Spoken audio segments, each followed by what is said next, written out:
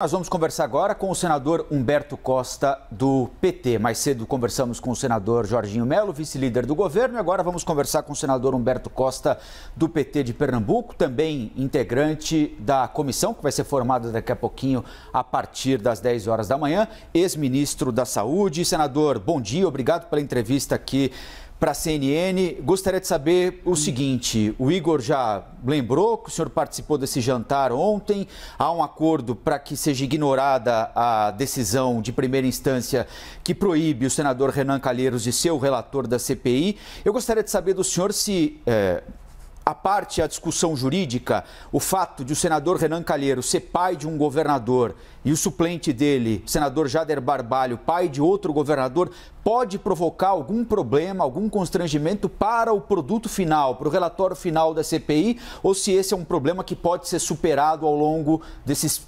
inicialmente, 3 meses de trabalho? Bem, na verdade, o Igor foi absolutamente fiel ao que nós definimos, né?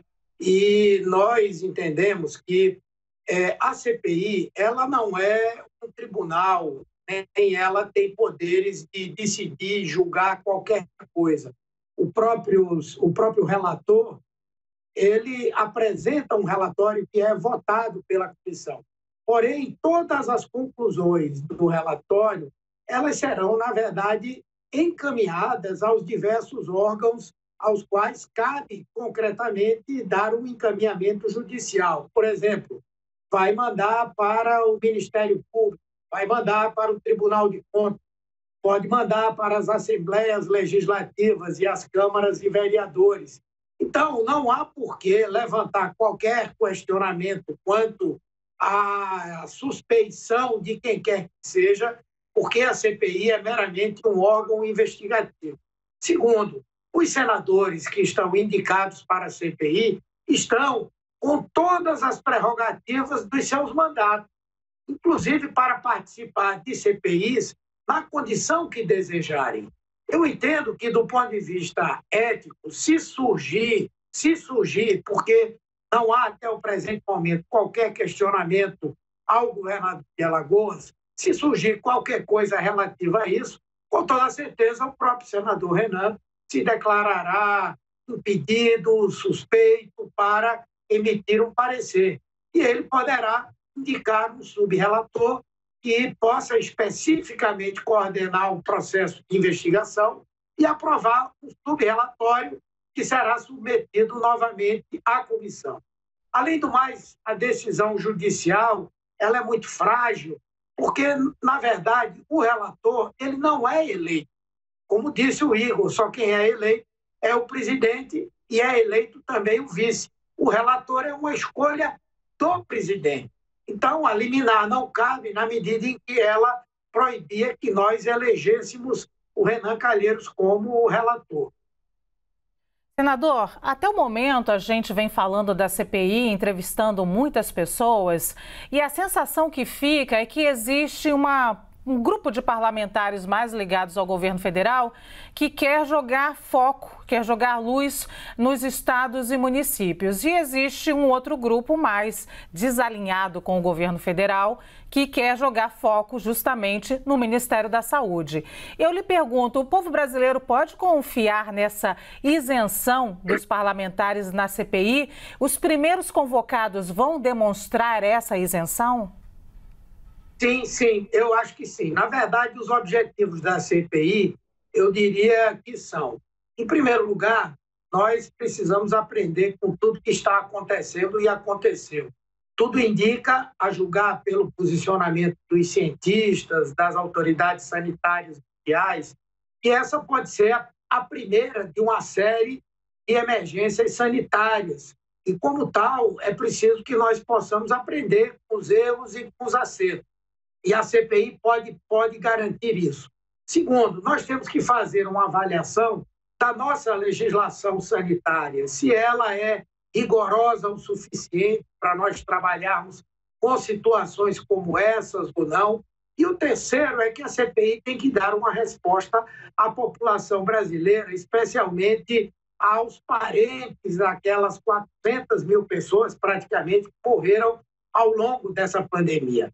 Obviamente que a CPI, se ela identificar irregularidades, problemas, seja em nível local, municipal, estadual, de aplicação de recursos federais, assim como avaliar todo o posicionamento do governo federal nesse enfrentamento, ela terá que fazer essa investigação. Não há como dirigir o foco da CPI para uma luz e não ligar para outra, não dar atenção a outra coisa. Eu acho que essa CPI, inclusive, tem uma coisa muito importante, é que ela vai trabalhar o momento atual. A pandemia não acabou. Ao contrário, ela está se agravando. E nós queremos, por exemplo, convidar o atual ministro para que ele nos diga o que é que está sendo feito para se garantir vacina, o que é que está sendo feito para se garantir medicamentos para intubação, o governo vai ou não adotar algum tipo de proposição de isolamento social. Então, nós queremos também respostas imediatas para o que nós estamos vivendo hoje. Nesse sentido, eu acho que a CPI vai cumprir um papel e a população vai reconhecer. Não creio que vai ser uma briga política sobre culpa de A, de B ou de C. Senador, quero aproveitar que o senhor chegou com o assunto até essa pasta do Ministério da Saúde, que o senhor conhece bem, foi ministro da Saúde entre 2013 e 2005. Ocupar essa cadeira, independentemente de uma pandemia, já é um desafio tremendo. Aí você coloca no colo do ministro a maior crise sanitária da nossa história, qualquer um enfrentaria um desafio enorme. E nós vimos essa quantidade de trocas, Mandetta, Nelson Teich, Pazuello e agora Queiroga. Existe uma ferida a ser resolvida nesse ministério e a CPI vai colocar luz nisso, ou o senhor acredita que não tem a ver exatamente com a posição do nome que ocupou a pasta em determinados momentos dessa pandemia? Veja, é óbvio que cada um terá que explicar um pouco do que passou no período em que esteve lá, vai ter que explicar um pouco as decisões que tomou e a influência do presidente da República nessas decisões. E também confirmar uma tese que nós estamos abraçando. A tese é de que o governo brasileiro ele adotou uma postura de permitir o maior contágio possível, com uma visão de que isso levaria a uma imunidade coletiva. Muita gente adoecendo criaria essa imunidade e a pandemia seria enfrentada dessa maneira. Então, os ex-ministros e o atual ministro vão poder dizer se identificam na posição do presidente da República esse objetivo estabelecido ou não. E vão também dizer aquilo que tentaram fazer e que não tiveram sucesso em fazê-lo. E também vão dizer por que é que aceitaram ou não continuar, ainda que sob as condições impostas pelo presidente da República. Uma coisa muito evidente, mas que nós precisamos provar, é de que, na prática, no Brasil, o ministro da Saúde é o próprio presidente da República, o que amplia a responsabilidade do presidente sobre tudo que está acontecendo hoje, mas principalmente sobre as posições adotadas pelo Ministério e pelo governo. Nosso analista Igor Gadelha também tem uma pergunta. Vai, Igor. Senador, bom dia, obrigado pela entrevista. Em CPIs, há sempre ali, quando há convocação, principalmente das pessoas que não vão como testemunhas, há aquela opção de alegarem o silêncio, pedirem ao Supremo Tribunal Federal o direito de silêncio. Há alguma estratégia da oposição para evitar, por exemplo, esses pedidos, para ficar em silêncio durante a CPI? Há alguma estratégia, por exemplo, para convidar e não convidar como testemunha alguns desses integrantes do governo para evitar essa situação do silêncio durante a oitiva? Veja, não somente podem permanecer em silêncio, como podem não ir aqueles que estão investigados, né? As testemunhas, no entanto, elas são convocadas, né? E têm que comparecer e têm que depor com o compromisso de dizer a verdade. Então, a estratégia da CPI deverá ser a de convocar as pessoas como testemunhas. Até porque, na verdade, a nossa investigação ela quer comprovar que há uma decisão deliberada do governo naquilo que eu falei. e, portanto, cada um vai dar o seu testemunho, o seu posicionamento sobre o que aconteceu.